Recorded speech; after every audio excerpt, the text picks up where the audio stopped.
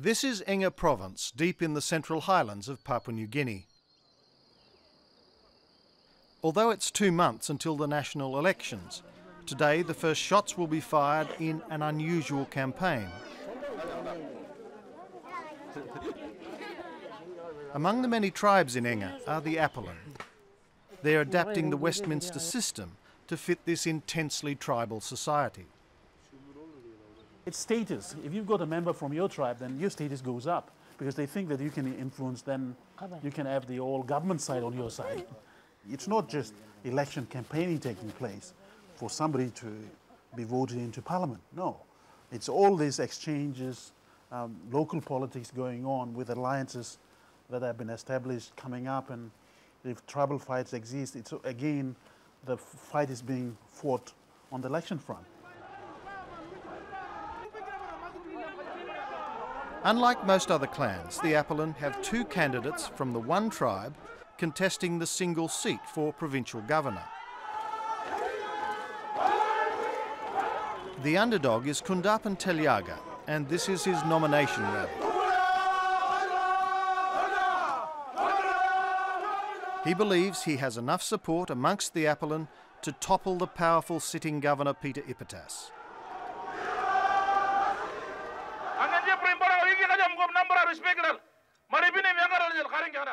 Governor Ipetas is campaigning nearby.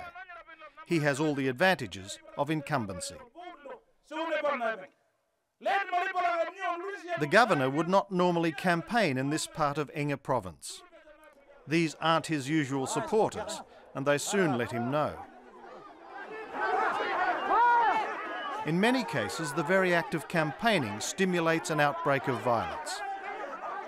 Often the election serves to rekindle traditional rivalries.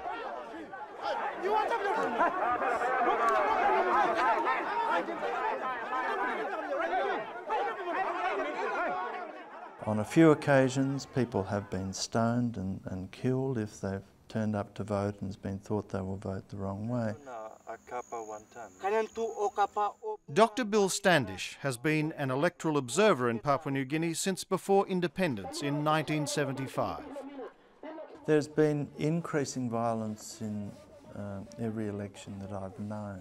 It has now got to the stage where it is impossible in the Highlands electorates for candidates to campaign in other candidates, their rivals' base areas, what are considered their base areas, and people get beaten up. On one case, several cases actually, candidates have been kidnapped when they've tried to campaign outside their base area in somebody else's base area.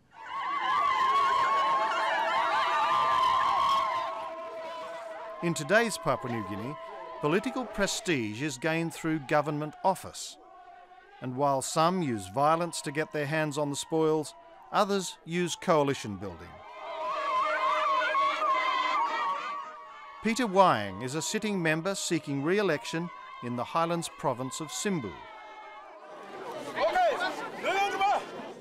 He's just made a deal with a neighbouring tribe.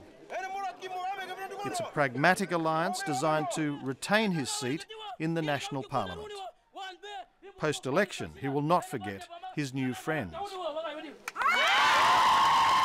But up in the islands, we live in a tribal system. So once your tribe is with you, that's it. It's not your political party or whatever. So that grouping that came across was not from my tribe. It's a different tribe.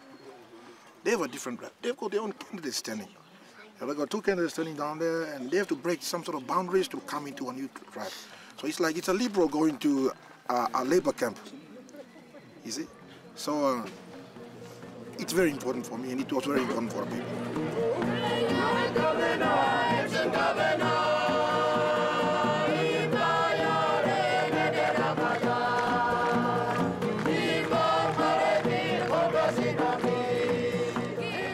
No one should underestimate the sophistication of these deals. Their genesis lies in the moka, a complex culture of exchange thousands of years old. In the moka, you give with the expectation of receiving in the future. Highlands politicians have successfully modernised the moka and made it part of their election strategy. With judicious giving and receiving, one can capture the votes of a whole tribe. This blatant and literal pork barrelling is called big man politics in PNG. It's a game not all candidates play.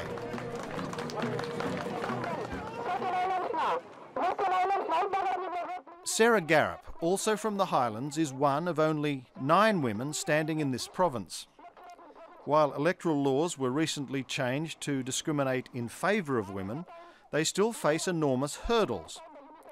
She doesn't give and distribute gifts, and not one pig has died in her name. None of us have actually done that. We have not been killing pigs. But I think it's a big man show. You know, I am a big man, and, you know, rightfully, you know, if I am able to do this, then I'm able to bring goods and services, and I can hand deliver to you. And I had somebody from my village come and talk to one of my guys and said, "You're not going to win, you know, just by walking around like that, you're not going to win, so stop wasting your time." It's a different scene in the islands. Ellie Kim Kim is a candidate in New Britain, to the northeast of the PNG mainland. Here campaigning is personal, almost one-to-one. It's a time for a leadership change. One of the things that myself and my generation sees is that the whole leadership are not willing to relinquish the position. They're not preparing new leaders to take over. If you look at for example, the founding fathers and the people who were here from since pre-independence and independence, they have not prepared or groomed anybody to replace them. Apart from the lack of experience that I may have,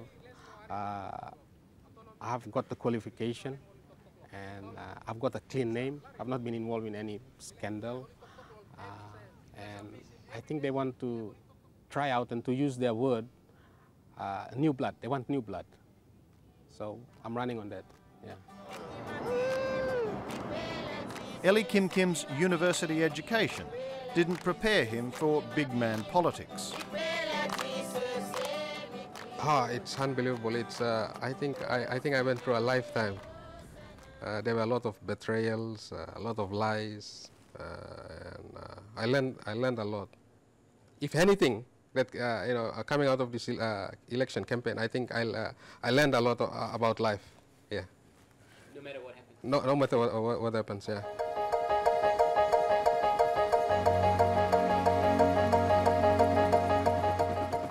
In the best of times, it remains incredibly difficult to run a successful election in Papua New Guinea.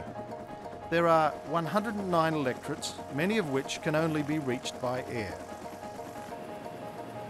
These ballot boxes were bound for more remote districts. This Defence Force helicopter was so unreliable that the election was well behind schedule. Some communities never received ballot boxes or papers at all.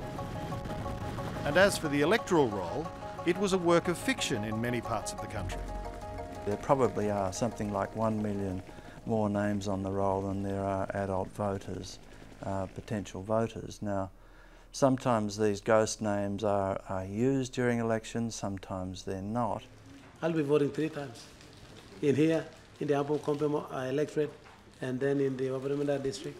It's not my mistake, it's not of my making, but it's of the Electoral Commission's making, that I was enrolled in 3 different places.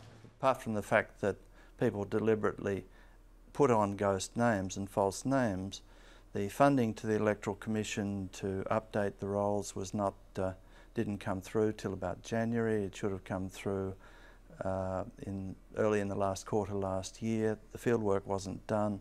Secondly, the Electoral Commission doesn't control the staff who do it. A lot of them are casual staff who may come in with an agenda to stack the rolls in their home area and perhaps cull out potential voters from other areas. The Australian government contributed $8 million to help clean up the electoral roll. This didn't seem to help Peter Wying from the Highlands.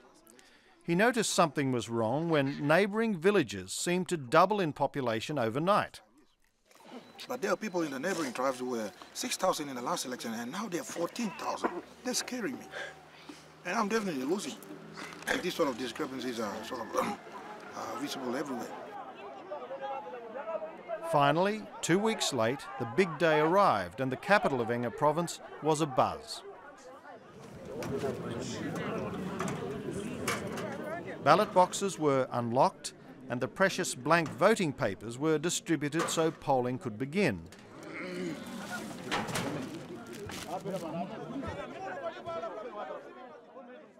Off to the side, the sitting governor's son began methodically, marking each paper with a perfect cross against his father's name, voting early and often in the best traditions of Tammany Hall. While a tribal deal to support the sitting governor had obviously been done, it angered some who wanted to buck the system and cast their own vote. That's my wife! This is my wife!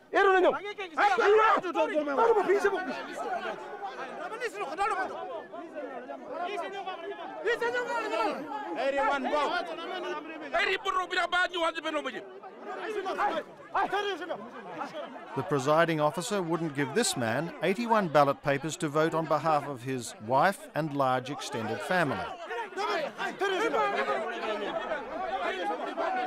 Meanwhile, the governor's son kept crossing, oblivious to the theatre going on around him.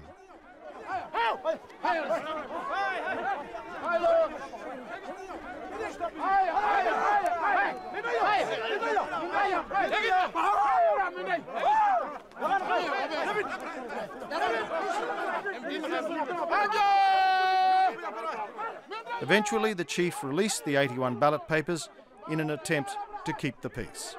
Persistence and a few punches pay. With the vote for governor resolved, attention turned to the 5 parliamentary seats in the province. For most of these, the polling was done by calling.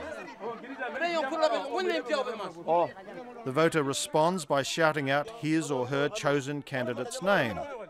It's another collective procedure worked out well in advance. Keep on saying this to people. It's completely unrealistic to expect a person right in the village who hasn't seen a white man until 1975 on independence to understand and vote in accordance with what a white man does.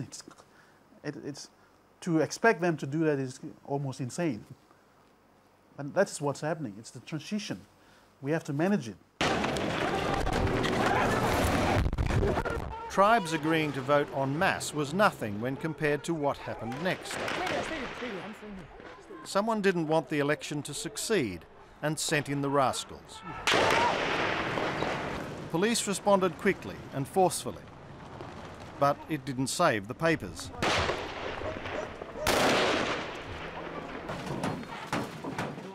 They hacked open the boxes, invalidating their contents. Rather than try and save the remaining ballot papers, scrutineers decided to burn those papers which had been tampered with. Yeah! Yeah!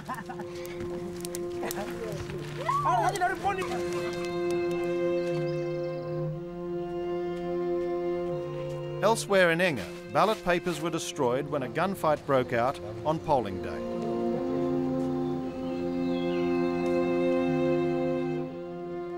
Two people were killed and dozens of houses burnt to the ground. This man was an election casualty.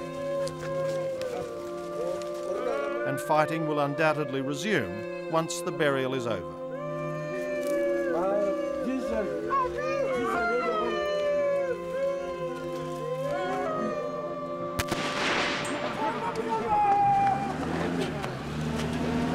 In the Engan capital, 2 nights later, more than a third of the completed ballots went up in smoke when the shipping containers in which they were locked were dynamited.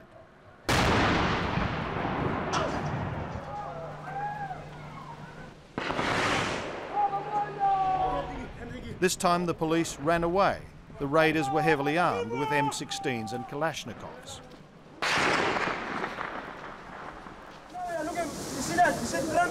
It was just like a movie this morning. around 4 or 5. Every man came with AK-47 guns.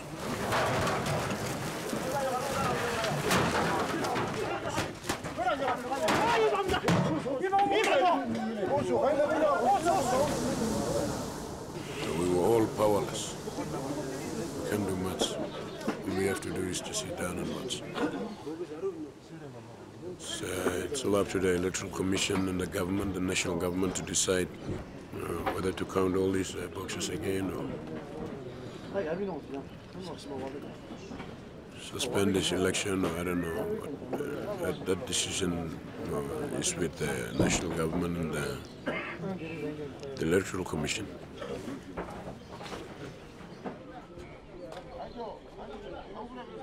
"4 days ago, the returning officer was forced to send a fax to Port Moresby at gunpoint. The fax declared the man suspected of masterminding this attack to be the winner. The returning officer immediately disappeared or was kidnapped. Every Engan's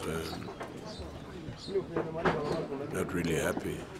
They're very, very angry now for this incident.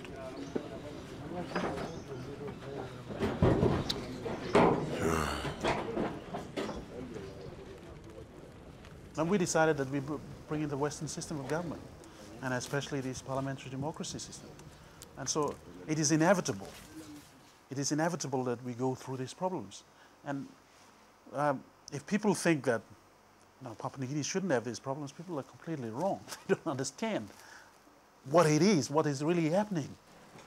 If it was possible for somebody above to look down and see what's happening, say, oh yeah, this was inevitable, it had to happen.